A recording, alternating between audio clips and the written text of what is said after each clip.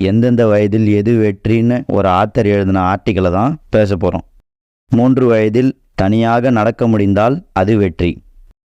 8 வயதில் தனியாக வெளியே சென்று வழி தவறாமல் வீடு திரும்பினால் அது வெற்றி. 12 வயதில் நல்ல நண்பர்கள் கிடைத்தால் அது வெற்றி. 18 வயதில் வாகன ஓட்டுநர் உரிமம் பெற்றால் அது வெற்றி. 22 வயதில் பட்டதாரியாக பல்கலைக்கழகத்திலிருந்து வெளியேறினால் அது வெற்றி. 25 வயதில் நல்ல வேலை கிடைத்தால் அது வெற்றி.